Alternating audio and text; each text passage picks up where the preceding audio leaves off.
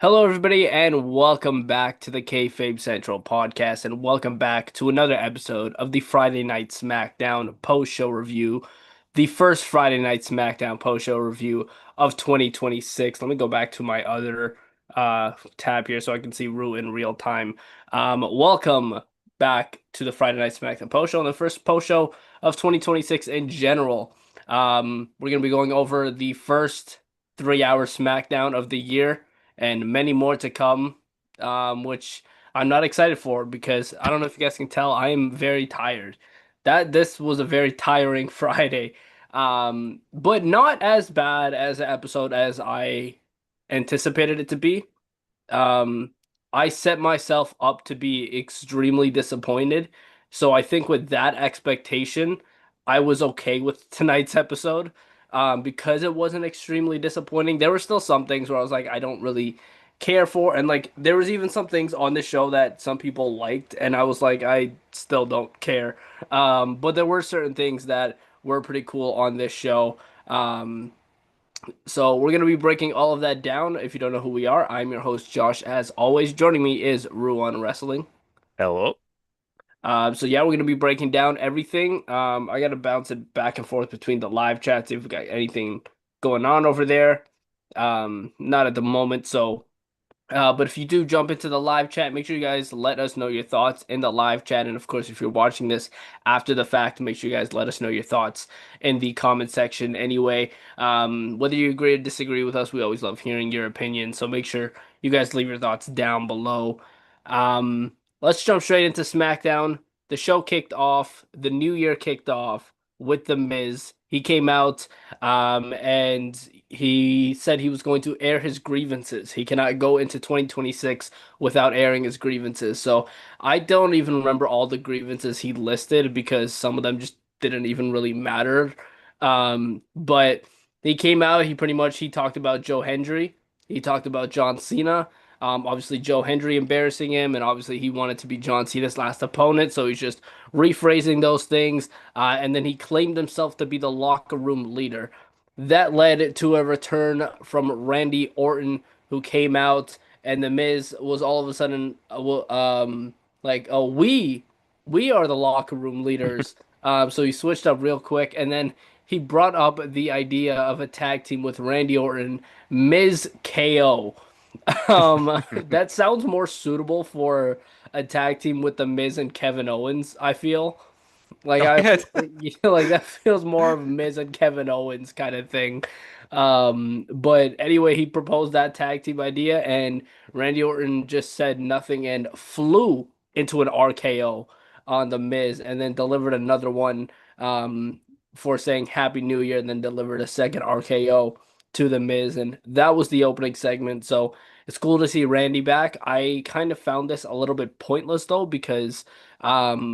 While it's always cool to see Randy Orton come back, while it's always cool to see Randy Orton in general, and The Miz is as great as he is, I don't understand the need for this segment. Like, if you wanted to have Randy come back, maybe you could have done it um, in a more, I'm trying to find the word right now, a more important spot than this because like again there's no disrespect towards the Miz, especially on this podcast. We love the Miz, but I just feel like this doesn't mean anything. It's at the most it's gonna set up a match between these two next week or something like that, and that's gonna be it. But yeah, this segment didn't really do a whole lot for me other than being entertained by Randy. Yeah, this is pretty much all it was. I said it in my live as well too. You were chatting about it. I'm not going to complain too much because Randy's back and that's cool. But I totally agree. If you're looking from an actual meaningful point of view, I because Randy was not who I was expecting. Not because I wasn't expecting Randy back, more because I didn't expect him in this segment. Particularly because like Miz was talking about. I mean, it makes sense supposed I'm talking about the locker room leader, but I thought it was going to be someone from NXT that was coming out or whatever to get him. But yeah, I agree. I mean, it's, I say I'm so happy to see Randy back. But yeah, just a bit of a weird decision of where to have him come out, and particularly should we go into where we eventually see Randy's intentions sort of line. Very strange decision to bring it out here. You mentioned it in your live too. Randy looked a little bit slimmer as well, Hmm. and like he just came back in better shape, and I didn't even think that was possible. Um, He looks even better. He looks a bit more clean shaved as well. You brought up the comparison to the '09 Randy Orton on your live as well. Um, I'm not gonna gain any hope that we're getting that anytime soon. Oh. Um, and I'm not even confident that we're gonna get a heel Randy Orton anytime soon. Honestly, I really don't think so. I think if they do that Cody Randy feud, um, I'm thinking that it's not gonna be a WrestleMania thing, and it's gonna be a babyface scenario there.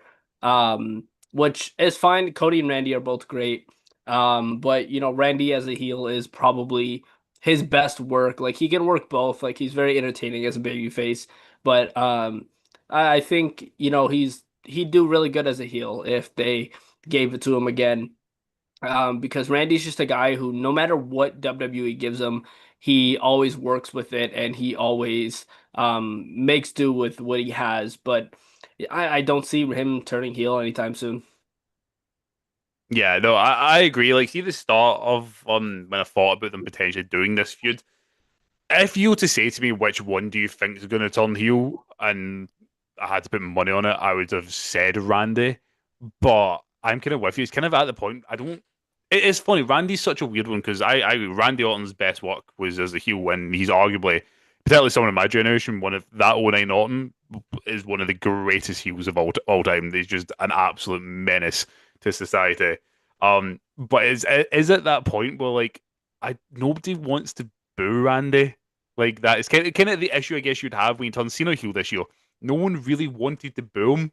I enjoyed it for the first couple of weeks because I enjoyed being able to boo Cena, but after that, I was like, I just want babyface John Cena back. Yeah. I think you'd have the same issue with Randy. Which I mean, we'll get onto later on. Why there's maybe potentially of adding another man into that feud. But yeah, no, he's a weird position that Randy's in. I don't know what's going to happen. Maybe that's a good thing. I said maybe I don't always want my wrestling to be predictable, but yeah, I really don't know what direction they're going to go in with him. The Kabuki Warriors were talking with Lash Legend and Nia Jax backstage about the 8-woman tag team match later tonight, and Nia Jax and Lash Legend brought up that they're going to be next in line for tag titles. I didn't really get anything from this segment. I didn't really care for it. I don't know if you had any thoughts on this. I think we were actually having a conversation during this segment. Oh, Um, and because like it was again, like it's the same repeated segments, and it's gonna be the same shit every single Friday because they really don't have 3 hours of product to put into a 3 hour show. Like they're calling some people up as we're like gonna talk about later on in this post show, but I'm still like lacking confidence in the WWE pulling off a 3 hour show, especially when it comes to SmackDown, because when they were doing it, it was not good. And it was especially that last hour that has not been good. But I'm just saying I'm expecting more of the same segments every single Friday like this. yeah, I see, especially at the minute with the women's tag team division, it's very samey. It's I'm next in line, I'm next in line. I think it is just waiting until we lead to a massive brawl slash kind of squabble between them all, and you'll get the ladies, ladies, ladies, rather than gentlemen. Let's settle this in a TLC or something like that for the Rumble. Yeah. That is what everyone will lead into because it's as you said, it's the same with every team. All the segments. I'm next in line. I'm next in line. I'm next in line. It's like right, okay, cool, we get it. So yeah, we'll just wait and see. Speaking of the same stuff, Randy Orton told Cody Rhodes he's coming for the WWE Championship for like the 10th time. Um, I at this point I don't even know if I want the match anymore. Like, come on, man. Like, I get that he's doing the thing with Drew right now, but man, like, I do like it. If I'm gonna give a compliment here, I do like the fact that the world title scene around Cody Rhodes right now seems a little bit stacked. We've got a couple moving parts. Obviously, we've got Randy, we've got Sammy that we're gonna be talking about later on. And we've got, potentially maybe the winner of the main event at some point down the road, unless he gets thrown into the mid card again, which like I after a feud like that I don't think you should, but who's to say, right? I'm not in the writing room, right? Um, but yeah, Randy Orton tells Cody he's coming for the WWE Championship. Nick Aldis approaches Cody and tells him that he hasn't seen Drew McIntyre yet. Um, Actually, no, this is where he reminded Cody of that he can't touch Drew McIntyre or he will lose his WWE Championship. So things we knew already just being repeated in a segment. Yeah, and this kind of also kind of harkens back to what I was saying at the beginning. With it was weird to bring Randy out for that mid segment and then for him to come backstage and be like, "Actually, Cody, I want you." So, oh, I don't. I just said it. It's just been so long. I just want the match to happen now so that I can be a smug prick online and be like, "Ha! I said this was going to happen." That's the only reason. No, if it happens, it happens. Yeah, all the reasons we already spoke about earlier. With Cody and Randy. But I do agree with what you're saying. No, like the division in around Cody, there is a lot of moving parts because I really don't know what way they're looking towards at Mania with. I generally don't. So I mean, at least it gives us interesting because I mean, everyone's gonna one minute everyone complains when the thing's predictable, and then everyone complains when it's unpredictable and they get something for a surprise. So you can never win, but I like being surprised in wrestling, so I'm happy to wait and see. We had a 8-woman tag team match. So we got the first match of the night at like what 8:30 was it? Like it was Yeah. something. It was something like maybe a little bit before. Maybe I'm over exaggerating. But all those segments happened before the first match of the night. That was an 8-woman tag team match. Alexa Bliss, Charlotte Flair, Rhea Ripley, and Io Sky defeating Nia Jax, Lash Legend, and the Kabuki Warriors. It was Io Sky who picked up the pinfall over Kairi Sane, I believe it was. So that's just setting up more of the tag team championship match between Io and Rhea versus the Kabuki Warriors this coming Monday night on Raw, which is a big episode of Monday Night Raw. That's definitely going to be a must watch because a lot of, important matches are happening on that episode of Raw. But this didn't feel important. Like this match again, like I don't think the match itself was the greatest. I think there was a lot of like sloppy parts in here. And I sound like I'm just like on here to complain and like trash on this company, but like that's not the case. It's just, man, it's really hard for me to get behind SmackDown some weeks, and especially when like I could have swore we had this match like 2 weeks ago. Like I swear this feels like we've had this match before. Um, and I wasn't, the biggest fan. Like it wasn't a terrible match. I'm not gonna say down here like it was god awful. There's some talented women in this match, and they did what they did what they could, and they performed, fairly decent. But there was just points of this match where I just wasn't interested in it. But ultimately it was just this, build more hype around the women's tag division. So Yeah, I think the best way to describe the match is kind of what you said. Like it was fine. But like me, like I didn't hate it. Didn't like, absolutely love it. I think you just said a couple of missed moves in there. I think for me, and I said this in my live, I've been finding it hard to sort of distinguish between what I'm enjoying on the screen compared to what I'm enjoying in my life. Because I'm having quite a good time sitting there chatting to you, as you see. I've got quite a few folk who popped in tonight, so we're sitting chatting about things, asking questions. So in one hand, I'll go, "Oh, I thought that match was okay," but I think about it, I'm like, I didn't actually watch the match. I was too busy talking. But this one was like for me, it was fine. I said I was watching it on the side. There wasn't anything that was spectacular to take kind of took my eye. But as you said, I think it was a fine match. That's the best way to describe it, and that's not an insult. I think it's just what it is. What it is. yeah, exactly. Like it's not a like a woman tag from like a woman's eight woman tag. I don't even know what I'm trying to say from like 2012, Yes. or something like that. It was fine, like you said, it was fine for a TV 8-woman tag. Um, Backstage, Nick Aldis was talking to Jordynne Grace, who was rumored to be on SmackDown tonight, and we got a report. As my dog just bursts into my room, we got a report that Jordynne Grace was going to be on SmackDown tonight, and she did. She appeared in the backstage area with Nick Aldis, and Chelsea Green interrupted the conversation. That's where I was going before my dog bursted into my room. That Fightful Select reported that this was reportedly a call up for Jordynne Grace.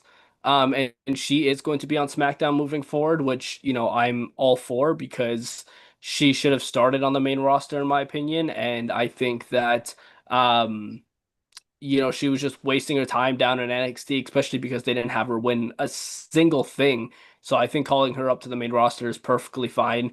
Um, and then Chelsea Green just complained a little bit more, and Nick Aldis threatened to strip her of the Women's United States Championship.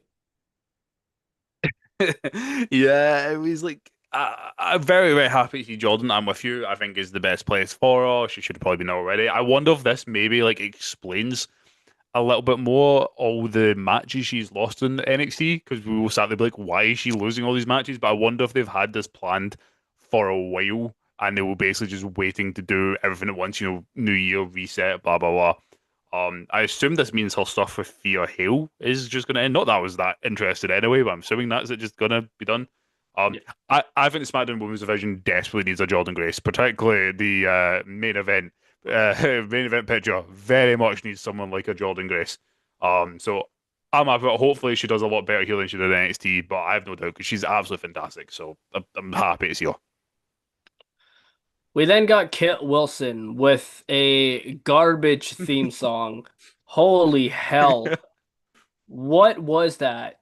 That was bad. That was an immediate, on the list for worst theme song of the year. That's a song you'd hear a toddler listening to when watching like Baby Shark or Paw Patrol or something like that. Like that was not a good theme song. But nonetheless, he comes out and he talks about toxic masculinity again. And obviously, he was set up for a match against a mystery opponent. That mystery opponent was Zag. Nope, it was Matt Cardona. Matt Cardona comes out. He has the woo woo woo at the start, but then hits the always ready.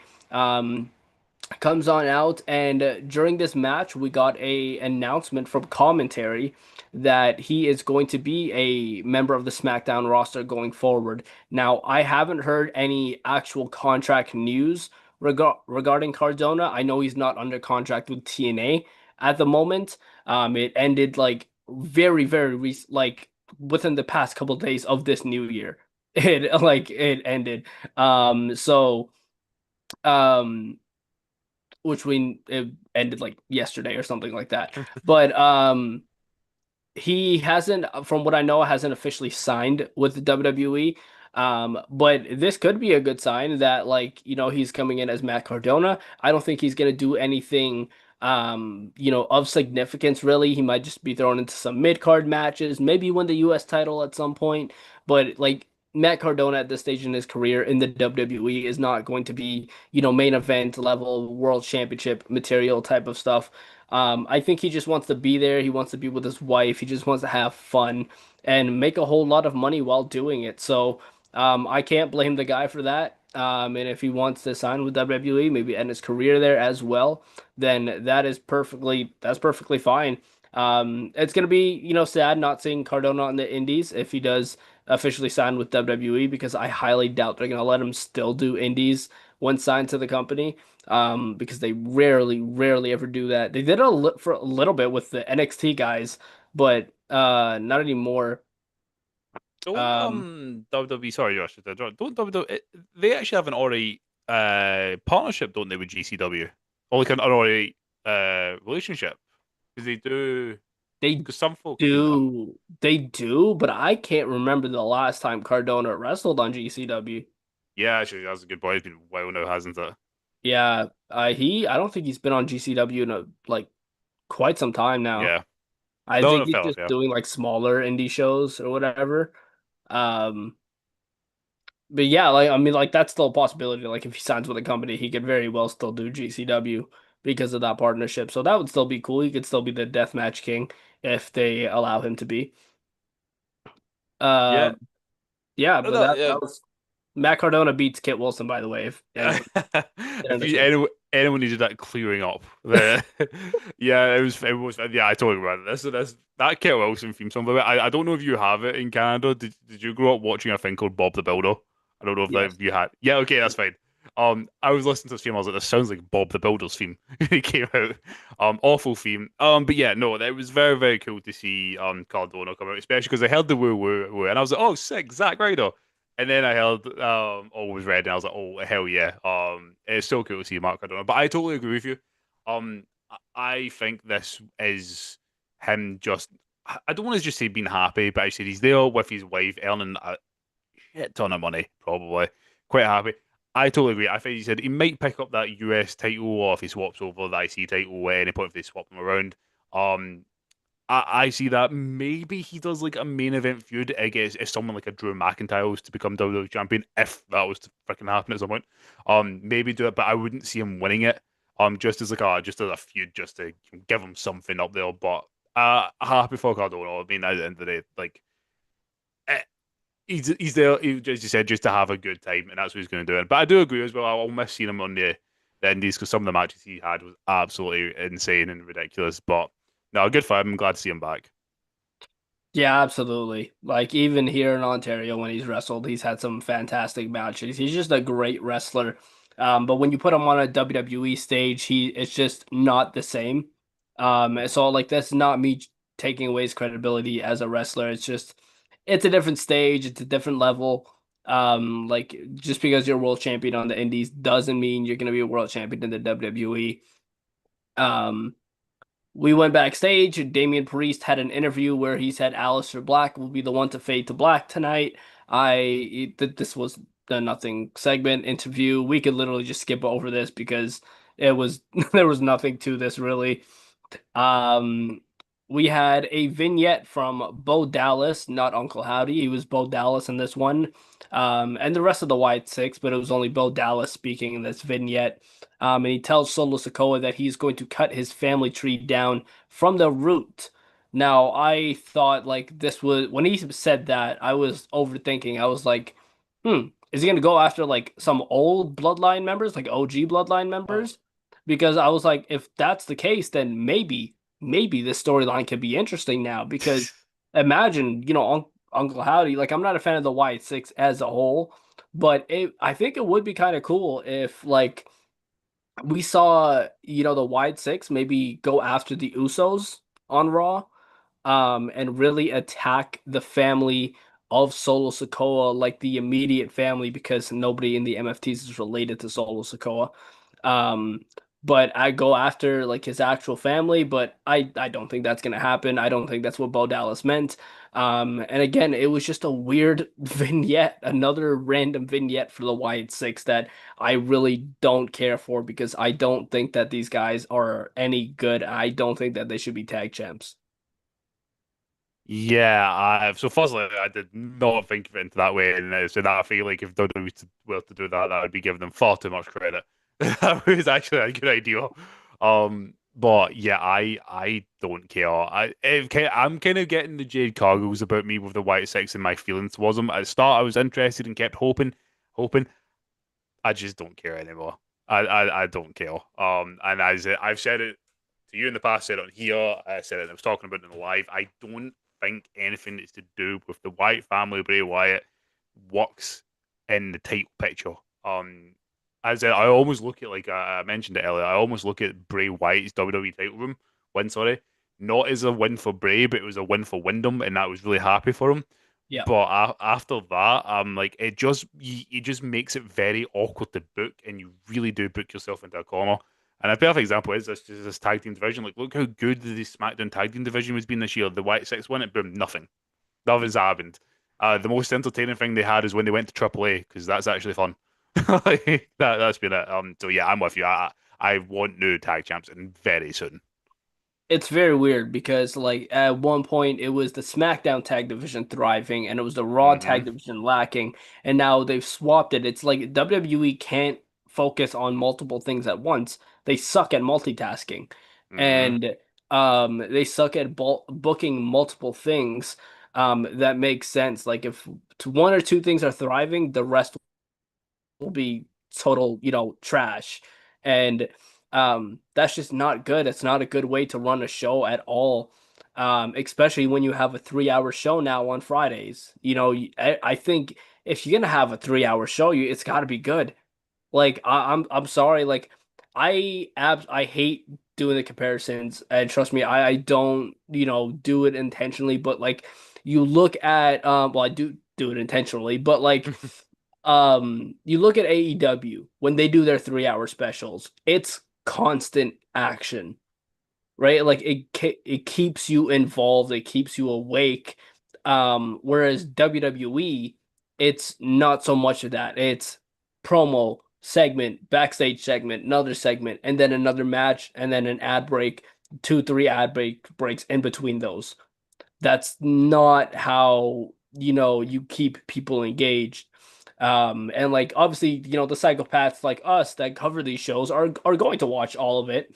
And that's fine. But for like the regular audience, like I know so many people who one either don't watch SmackDown on Fridays anymore, or two, they turn it off after like half an hour or something like that because they can't deal with all the ads and all that stuff.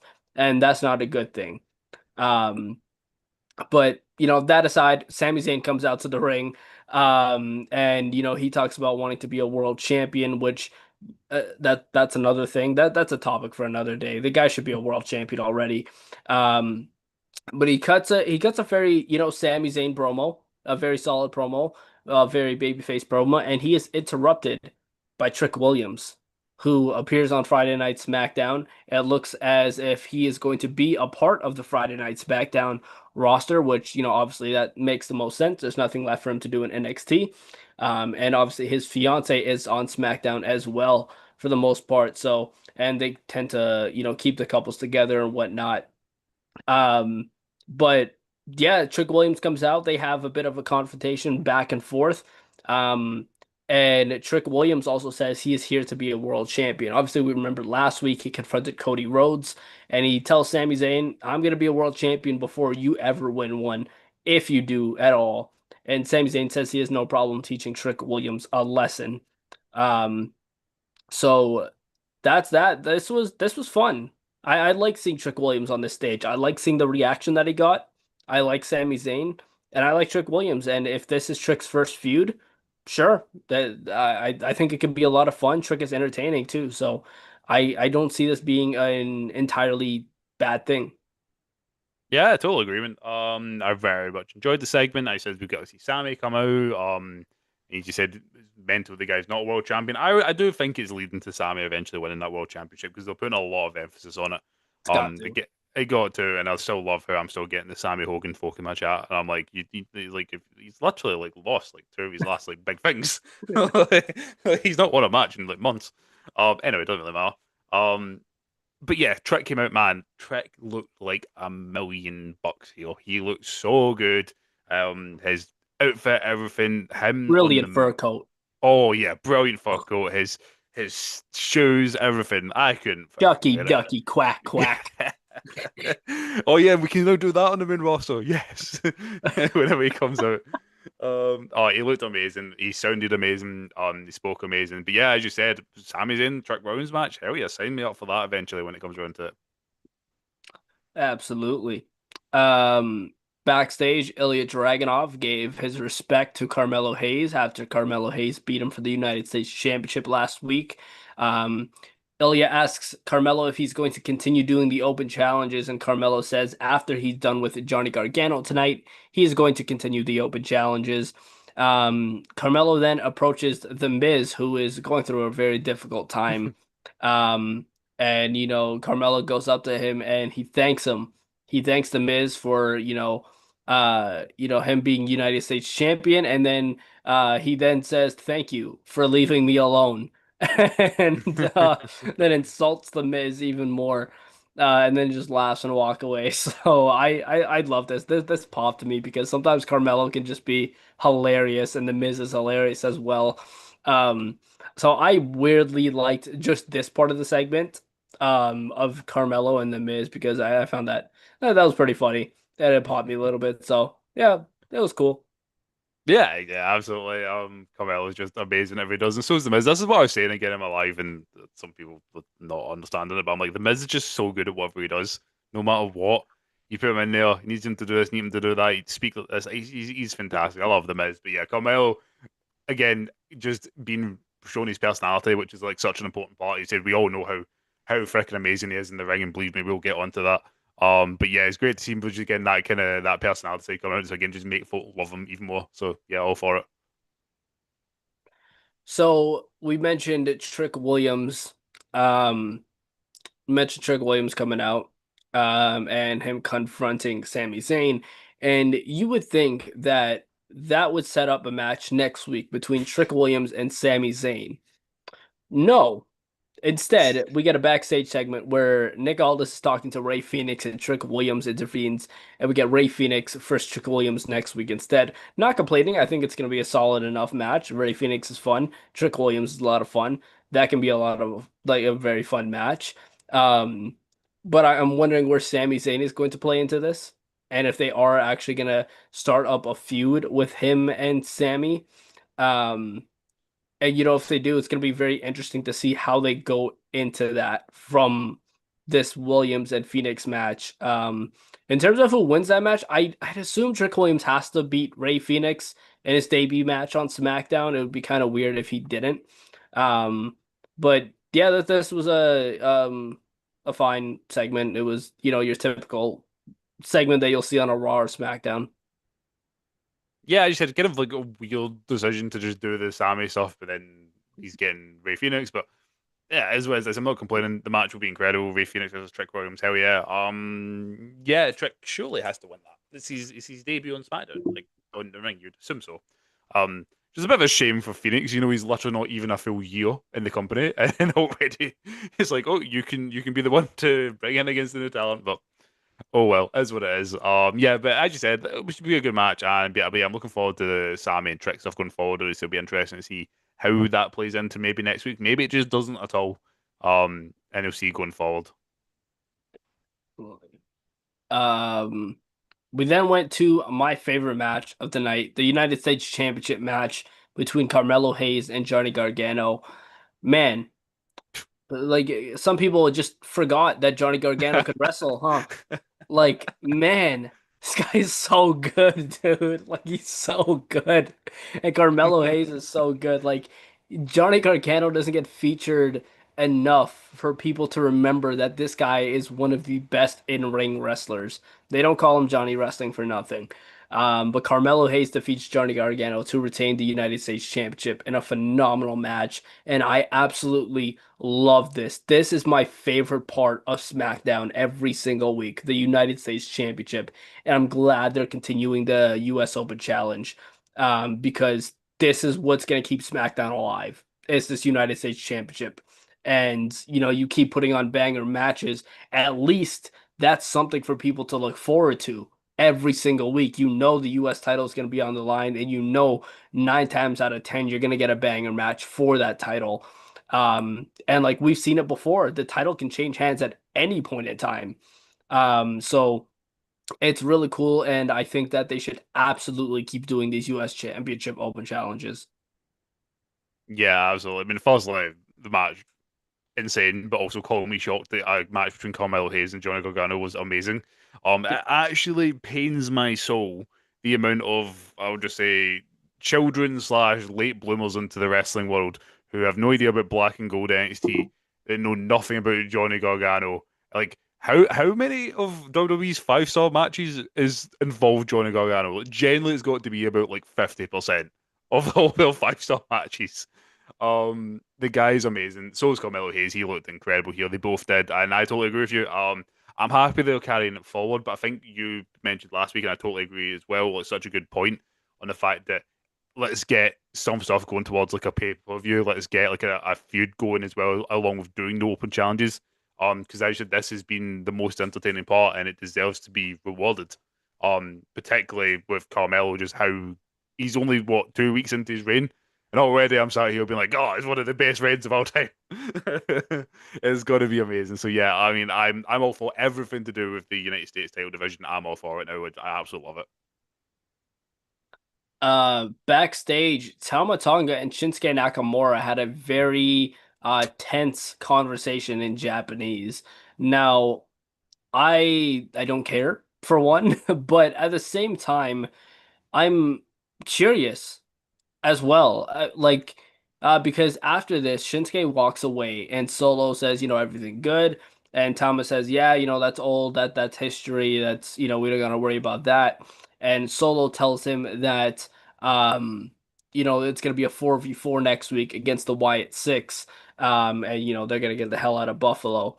Um, but Tama Tonga looked very focused on Shinsuke Nakamura instead. And I don't know if you caught this. Solo Sikoa seemed a little bit more controlling in this segment over Tama Tonga. Tonga didn't seem to be bothered by it. He seemed more bothered by Shinsuke Nakamura, and I have no clue at all what set this up. Like what's the deal between Tama Tonga and Shinsuke? Is there something like in New Japan between them that I don't know about?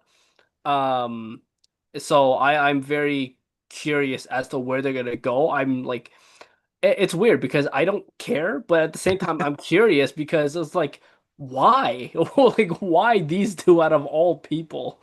So yeah, I'm very, curious, but weirded out by this. I'm so glad you described that the way you did because I'm the exact same. I'm so confused because I couldn't give less of a shit. But, but I'm weirdly intrigued because why? It's so rad. I will imagine if there's something to come out of this, like you said, it was very interesting to see the stuff between Tama and Solo. I would say there's more to come out of this for Tama than there is Shinsuke. I'm assuming Shinsuke's just been used as the catalyst potentially because we said it. I mean, I don't even know if I see Shinsuke making it through the year in WWE. To be truly honest, I mean, he might, maybe another 2 years. He's not got long left. To be truly honest, and but yeah, Tama, yeah, weird one, really strange one. He was obviously hinting at maybe going after the US title at some point, but now he's Shinsuke. But I thought it's funny you also brought up. I thought the exact same because you made it seem like there was history there, and I was like, I don't know my New Japan history that well, particularly pre 2016, 17. I really don't know. So I Yeah. was like, is there something for Shinsuke and Tama that we just don't know about? Maybe we should do some research. But yeah, weird. I don't care, but I care. Very strange.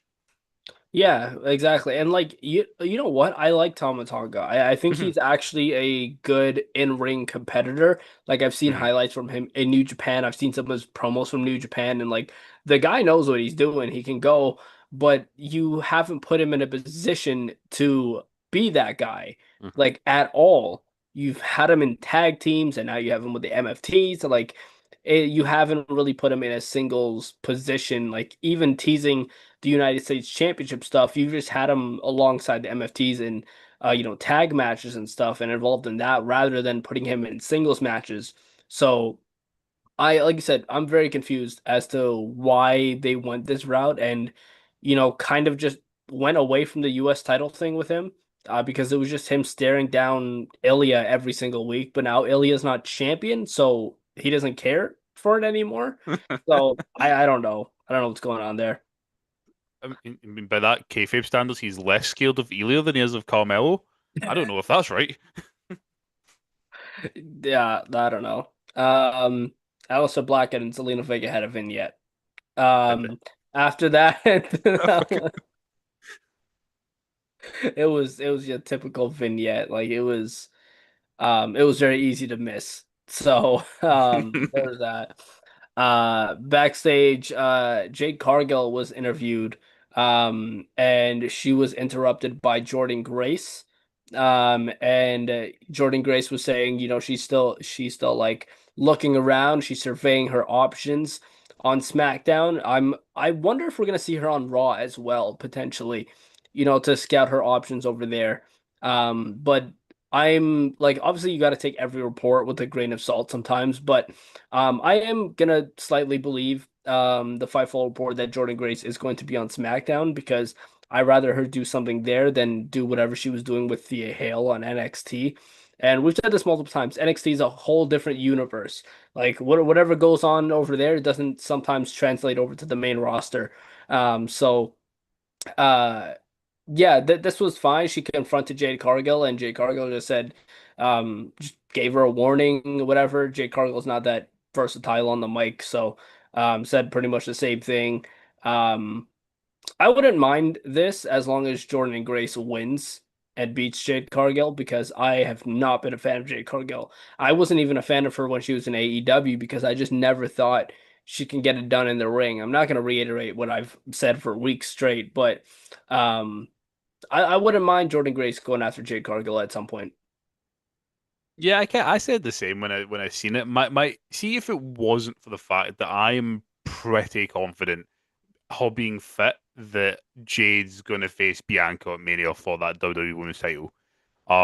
If it wasn't for that, I would have said, sod it, let's just do Jordan and just put the title on her because I don't enjoy Jade. I agree with what you said. I think we will see Jordan kind of popping up around the place. I would say the difference between her and Trick, I think Trick was quite. It's weird to try to use this as a reasoning, but it is just kind of true. Like I thought he was going to go to SmackDown because that's where Lash was, and they always tend to put the couples together if they can. Yeah. It's just how it seems to work. Whereas Jordan obviously doesn't have that. However, I think the SmackDown Women's division desperately needs Jordan. The fact that your main event, your WWE Women's title feud was Jade Cargill and Meechin, and god damn it, Meechin's now injured. Literally, you've got BFAB. That's it at the minute. Who's not ingrained in a feud with on the mid card? You've got BFAB at the minute.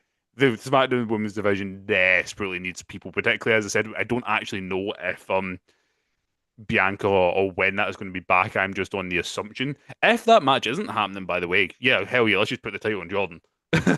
If Bianca, if something's gone horrendously wrong, she's not going to be back for Mania, which by the way is mental over a finger, but still, whatever. And at the minute, I don't know anything about Tiffany. I'm not too sure when she'll be back. But yeah, I think SmackDown desperately needs bodies, and I think Jordynne Grace would be a great addition to the division. With Bianca, I think she said it's also her wrist. Oh, is it all right? Okay. Like it's gone down to her wrist as well. So it's like her whole hand Really, what is actually is it? Like, do you know? Is it like sepsis or something? I have no clue what happened, but it's got to be really bad. But I think she said it's like her entire hand Damn. I that's just thought messed she'd up. broken a pinky finger. That's all I thought had happened. Yeah, Jesus. so did I until at some point she came out and like she like it came out that it was like down to her wrist as well. Mhm. So yeah, Jeez. it must be really bad for like because usually like hand injuries aren't like that bad in general, but it must be pretty Uh, bad for her to be out this long. Oh, definitely. I remember I broke my left pinky when I was about 7 or something. I was healed within a couple of weeks being taped up. That was it, and we're going on almost a year since Mania now. Yeah, yeah, Jeez. exactly. Um There's that backstage. Cody Rhodes bumps into Sami Zayn. Sami Zayn tells Cody Rhodes, I want a WWE Championship shot. And Nick Aldis walks back in. Nick Aldis was everywhere tonight, by the way. This man just didn't go away. This man did not spend a single minute in his office except for like that one segment. He was just everywhere. But he appears again. And this is where he tells Cody that he hasn't seen Drew yet. And Cody tells him he's heading out to the ring. So there's that. Cody then does head out to the ring. And does his little, typical thing where he hypes up the crowd or whatnot. And Drew McIntyre interrupts on the Titantron.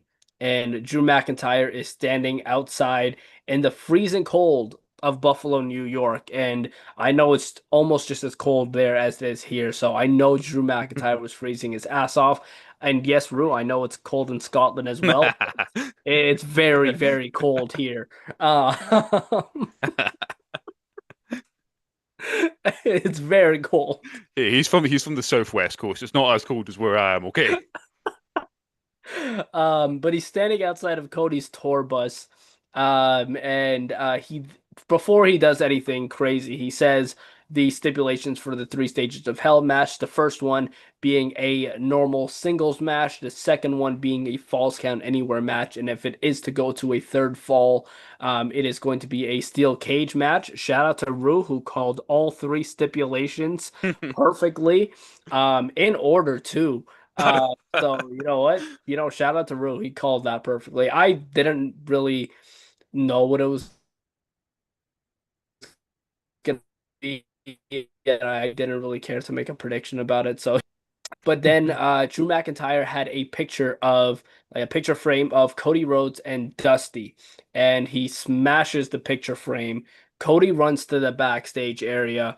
Drew is gone because he is in the ring with the trash can. How the hell did Drew get a trash can and out to the arena that fast?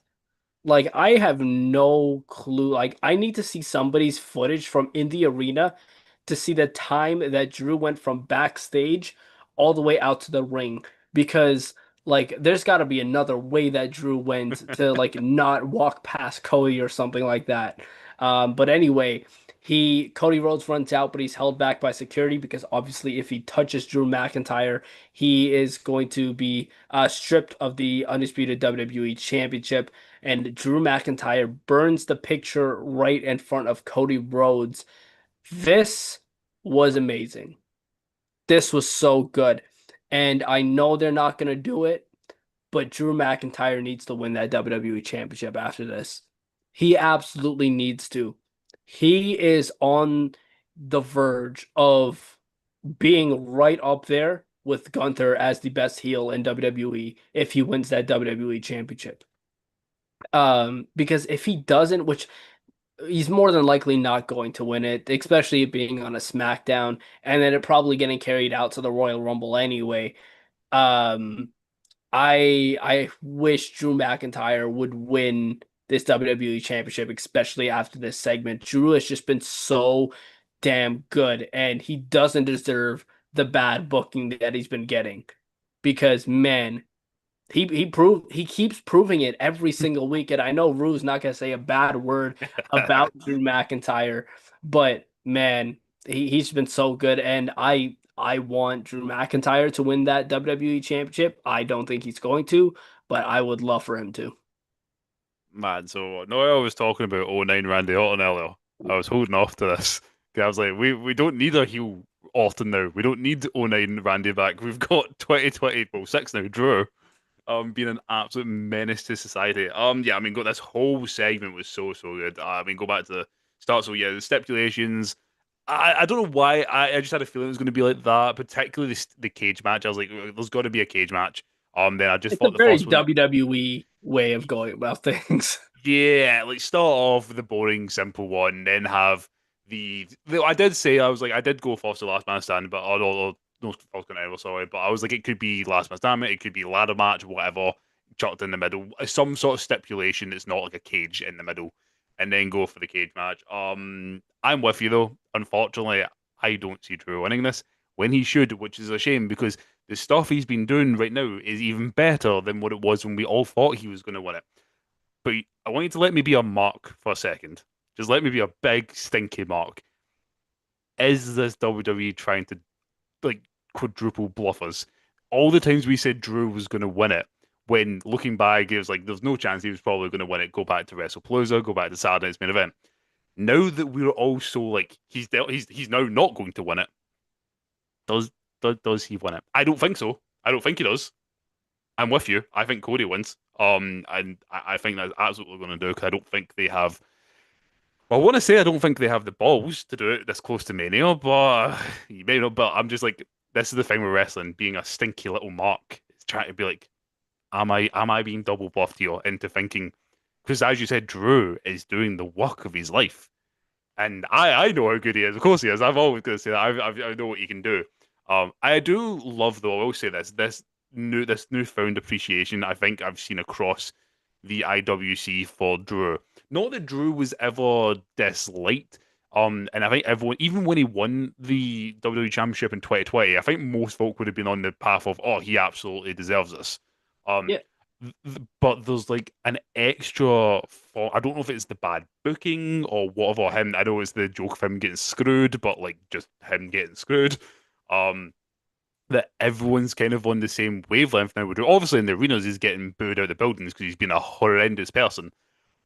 But online, it's almost the opposite of the Jey Uso situation, where it's like all I see is people being like, "Why is this man not champion yet?" And obviously, as someone who's always going to be a biased opinion towards Drew, who absolutely loves him, I love seeing it. 'Cause I'm like, yes, he's amazing. I know how amazing he is, so I'm glad to see. I don't think he's going to win it, unfortunately. I really hope he does. I always say I love to be proven wrong in wrestling. I hope I'm proven wrong You know, Ru, there's a reason I have you on this podcast every single week. It's because we think so much alike when it comes to wrestling. Because there's a feeling in the air, isn't there? here. There's a very weird feeling in the air about this three stages of hell match. And it's, like we're very much leaning towards Cody's going to retain, but that feeling in the air of, man, maybe, just maybe, Hmm. Drew will win that. And like I'm not going to pick him. I'm not going to be fully Hmm. confident that that's going to be the case.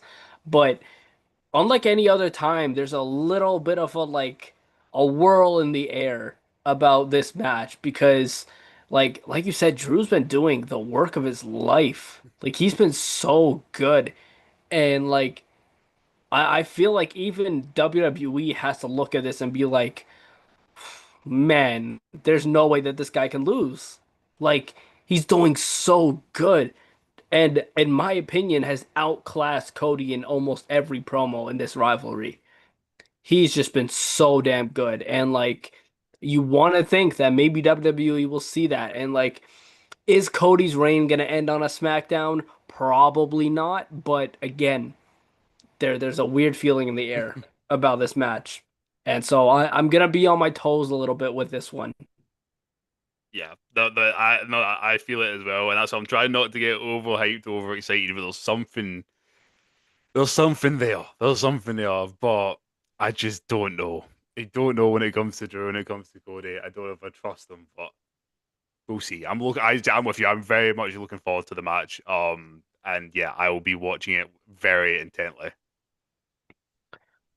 Something that nobody watches intently anymore is the Women's United States Championship picture because that was on the line tonight when Chelsea Green took on Giulia, and Giulia beats Chelsea Green to win back the Women's United States Championship with help from Kiana James. Um, what? Yeah, Like what? next What, segment. what are we doing? Like what is going on? Like, are we just playing hot potato with this title between Chelsea and Giulia? And like, what is it gonna go to BFAB next? Like, what are we doing? Like, man, I don't know, and I honestly could care less at this point because this is easily the worst book title in the entire company right now. This is terrible, and I don't think we've had a championship this badly booked in a long time. Like, there's been some bad championship bookings, but this one might take the cake because, wow. Like, that's all I can say is, wow, this is bad. Like, you put it on Chelsea Green, which was the better option because Giulia just didn't work, and that's not any fault of her own. You gave her a good mouthpiece, and she's great in the ring. You just didn't book her properly. So, what the hell makes you think that you can do it again? Like Chelsea Green takes what she's given and she works with it perfectly well. And you take it off of her now. Now, I don't know what the plan is with Chelsea Green. You brought up on your live, and it's a very good and interesting point about maybe they do something with her, Cardona, and Ethan Page potentially.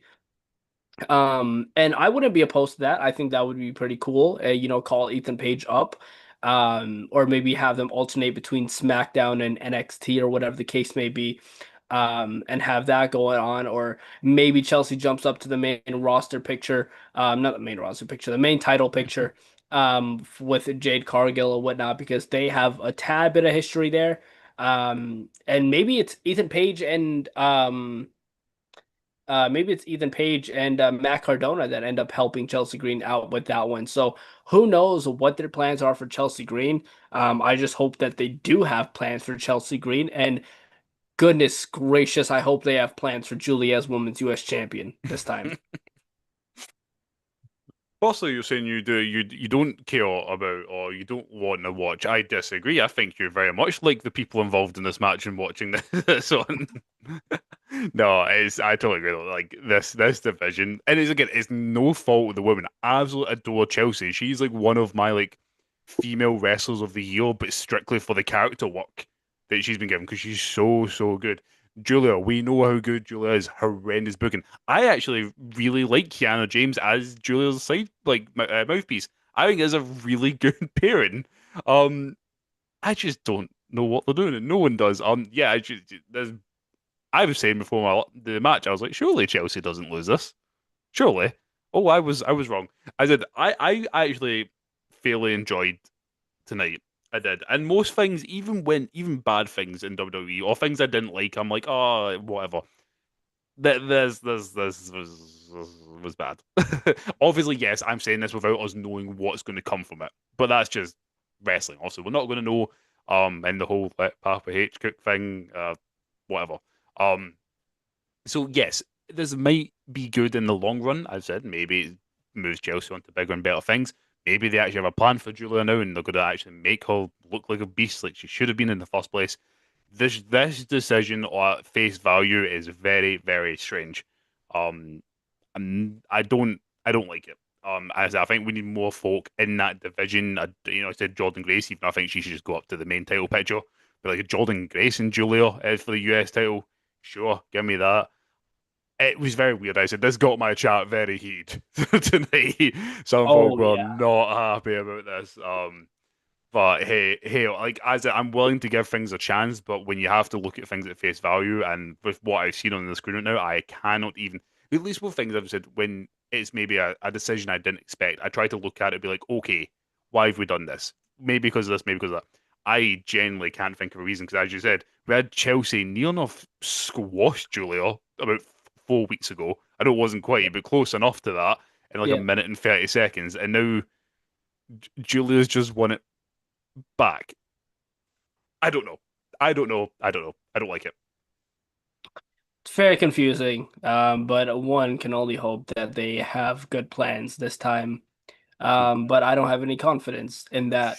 Um, we had yet another segment with Io Sky, Rhea Ripley, Charlotte Flair, and Alexa Bliss. The same old stuff where Alexa and Charlotte go up to Rhea and Io, and this time they wish them luck in their match. And God, what an awkward segment this was. Like, I can't even explain in words how awkward this segment was. You're just gonna have to go back and watch it if anybody missed it. You're gonna have to go back and watch it and just see how awkward this was. This was so weird, and it's a shame because I like all four of these women, but man, like it just seemed like people forgot their lines. They forgot like it just seemed like they forgot how to cut a promo. Like, my goodness, it's conversation, guys. But yeah, that was weird. Did you have any thoughts on that? Nope, I agree. It was very weird, very awkward. And as you said, it was weird because it was between four of the best in the world, particularly in the women's division. They are like four of the best. Especially on the mic. Just something. I don't know. I think you're right. I think someone might have forgotten the words, and everyone they've just had a mind blank because it was very weird. But yeah, as you said, it was the same problem as always with the women's tag team division that I'm next in line. As I said, I think it's going to lead to a big TLC match at some point. But hey ho. Yeah. It was like they wished them luck and Rhea was like, right. Uh-huh. Okay. I'm like, right. Quite Then we went accurate. to Johnny Gargano and Candice LeRae talking to Fraxium. And man, Johnny Gargano, I'm kind of liking this. I'm kind of liking this Johnny Gargano. He's just such a good piece of shit. Like, the guy took Axiom's mask and then hides behind his wife and says he's not hiding behind his wife. He's just standing behind her, and refuses to give Axiom's mask back. So this was fun, because I love Johnny Gargano and when he does stuff like this, the cowardly stuff. Um, but Axiom has enough, and completely snaps and says he's going to talk to Nick Aldis about having a match next week with Johnny Gargano. So that'll be a fun match, Axiom and Johnny Gargano. They're both very talented, so that was cool. But I love this from Johnny Gargano. He's funny. He's hilarious as a heel. Yeah, it's funny if you're trying to describe this to anyone who only watched NXT Black and Gold and hasn't watched WWE since. Yes, we are talking about the ultimate babyface Johnny Gargano heel, the one that could never turn. Yeah, I agree. I really enjoy it. He's so good. He's such a smarmy little horrible bastard. He's just want to hit. So I thought it was really fun. And yeah, I just did Axiom versus Gargano. I mean, what's not to love about that when we get it? So yeah, looking forward to it. Yeah, exactly. We then went to the main event of the evening, a main event that went on longer than I actually anticipated to go on. An ambulance match between Damian Priest and Aleister Black. Damian Priest defeats Aleister Black. I I don't know if I like this match. Like I hit a very like I was very up and down with this match. Like I liked some spots. I liked the spot where Priest chokeslammed Black off the ambulance into the table with a whole bunch of stuff on the table, like production stuff or whatever it was. That was a cool spot. That's a very early listing for best spot of the year. So that was cool. But there were like points in this match where it was just slow and they weren't really doing anything, and it was like they were dragging out the match for the sake of dragging it out, and like it just wasn't, like there were points in this match where it just wasn't cool. Like I get during commercial they don't do much, but like even when they came back from commercial, like towards the end of the match, there just wasn't much going on, and then they hit a big spot or whatever it was. Um, but overall, this match was good. I'll give it a good. Because both men did their job. We had Rhea Ripley appear and fight off Zelina Vega. Um, Lola Vice is not getting called up yet. I think that because there was a lot of people that was hoping it would be Lola Vice to fight off Zelina Vega, and I think at first I wanted that too.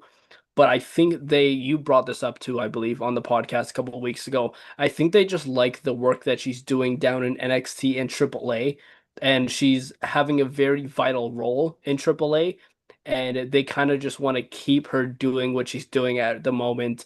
So I don't like I assume like maybe later in the year she'll be called up to the main roster. I can't see her going another year or two on NXT still, but as of right now, I don't think she's getting called up. So Rhea Ripley shows up to fight off Zelina Vega, and that allows Damian Priest to pick up the win in a pretty solid match. Yeah, I think you got it like kind of spot on because like I enjoyed the match, but everything you said I can't disagree with. There were points of it that was a bit slow. I think I just enjoyed the spots in the match a lot. I mean, I was joking around when he threw Aleister Black onto the carpet windscreen. I was like, yes, we are back to '05. Let's go. So yeah, those parts of it I thoroughly enjoyed. But yeah, I do. I think it's just because it went on for so long, the guys were also taking their time. Whereas you get something like an AEW, it's just go go go. It's the same amount of time, but it's just go all time. Yeah, Um, so it is. Whereas with WWE, it's a bit slower. However, the spots themselves I thought were very fun. Um, I knew in my mind that Priest was probably going to win this. I really wanted it to be Black. My issue is it's kind of what happened last year between Priest and McIntyre. Like you had Damian Priest win that feud, and you over someone quite substantial like Drew McIntyre. And where's that led? Priest has done nothing but feud for Damian Aleister Black for the entire time, whereas Drew's been in the main event. So it kind of is a bit weird. Don't get me wrong, don't get me wrong. I'm happy with Drew being in the main event, but I just don't know if it means anything. Him winning. I mean, it was a cool surprise to see Rhea Ripley, though I don't know if you feel this, I'm a little bit sick of the whole Terror Twins thing. Just a little yeah, bit. I just a little bit bored of it. I mean, it's cool when it pops, but we've seen it somewhat recently. Obviously we've seen the match recently. So I was a little bit like, Rhea, because I agree. I said it, also, you said it there. I know it was brought up about Levi's maybe being there, and at first I was like, oh, maybe, but then I was like, I don't. I think she's got a bit more to do in NXT, and as you said, I didn't even think about the time Triple H. She's got such a big vital part there. I don't see it happening at the minute. Because at the end of the day, as well, I mean that's quite a monumental part to be put into. Like it's kind of the upper mid card on SmackDown. So it's quite a substantial position to be put in. So I don't quite see it. Yeah, but overall, very much. I did enjoy the match, but I totally agree. Though is it was a bit methodical in places, but the spots I've thoroughly enjoyed. I just don't know what each of the men do next. I said this in my live, like, what do you see either of these guys doing at WrestleMania if it's not been put into a multi-man match for the US title?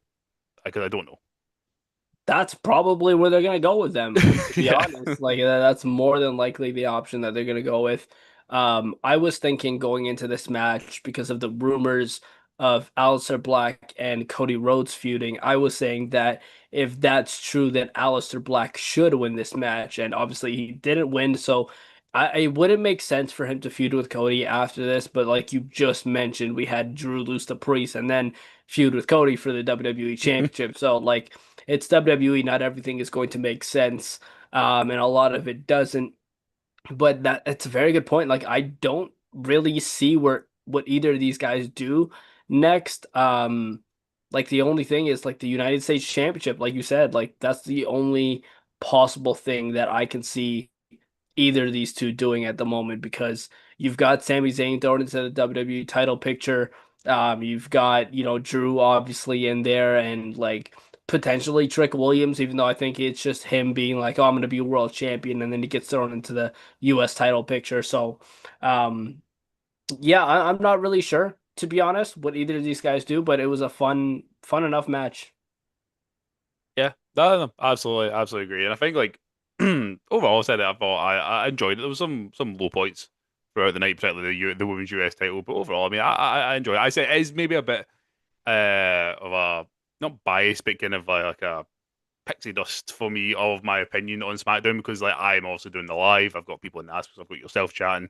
So there's times I'm because it does like for instance the commercial breaks when we fly by when we're sitting all like chatting about stuff.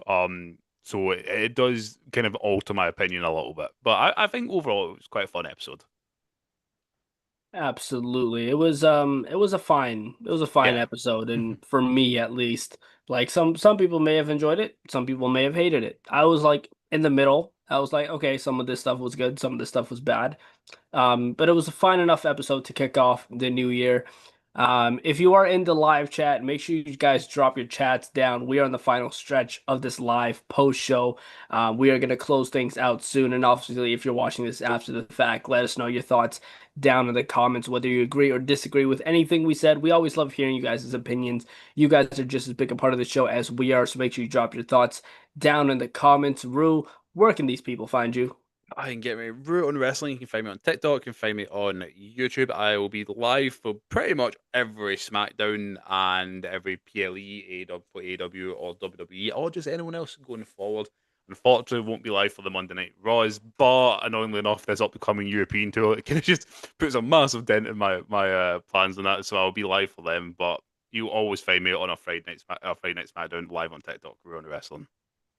Sweet. And obviously, you guys know where to find me. All my links are down in the description, whether it be Instagram for, indie updates on the Ontario scene, news. You can go over to my Twitter page as well, or X, whatever we want to call it, for news updates as well, and a whole bunch of other things. Obviously, check out my TikTok as well. A variety of different content is posted over there. So check that stuff out. Check out the Kayfabe Central website. That's where all my coverage posts, articles, written predictions, all that good stuff are. Check out the Kayfabe Central Discord server as well. I've been in and out of the server now, so I'm a little bit more active than I was previously. So make sure you guys go check that stuff out. We had somebody join in the server and promote some, like weird, like was something weird they were promoting in the server, and I had to kick them out. Like, all right, guys, if you're gonna join the server, don't do stupidness like that. But yeah, all that stuff is linked down below in the description. The chat is good. So yeah, we're gonna close out this post show for Friday Night SmackDown. Thank you everybody for joining us, whether you dropped in with us live or if you were watching this after the fact. We appreciate all of you watching. And until next time, I will see you guys on the next one. Take it easy.